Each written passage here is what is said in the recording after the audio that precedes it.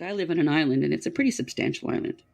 It's not huge. I just call it my little island all the time. But anyway, there are hundreds of smaller islands between us and the mainland and on the other side as well. My grandfather lived on one of those tiny little islands. I think it was probably maybe 5 miles by 10 miles or something like that at the most. Whoa. Just little tiny place. And it was beautiful. But there was an island that we sailed past on the ferry every time we went there. And I was told that I couldn't go there because they would kill me because I'm white.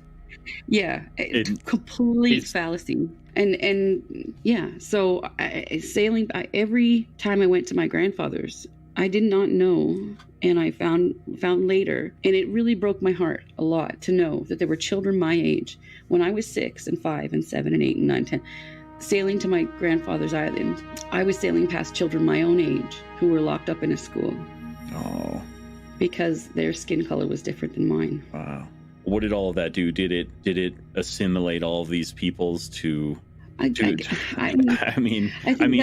that was the goal, but I mean, did it? I don't know. It seems like it did way more harm than good, and I don't know really what good it did. From what it sounds like. Well, we've had a whole tribunal in Canada, an entire years worth of information being gathered, and people telling their stories. To gather information about the truth of what happened to so many people that most of us, in the Western culture, didn't know about or didn't care enough about to do anything about it. Like my parents didn't, I don't think my parents really knew what was going on either. It was just, I don't know whether people tried to tell them it was none of their business, or nobody questioned it and nobody knew about it really.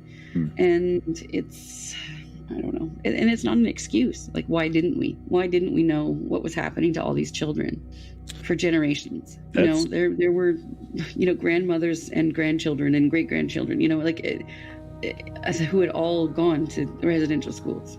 Oh, wow. And there were so many deaths and so many children, the same age as my children, who were committing suicide because of what they were going through. Yeah. That is just. So it's like, so we're having now. I mean, it's like genocide level almost. Like it is practically. It's at the very least cultural genocide. Yeah. At the very least. But a lot of children didn't make it.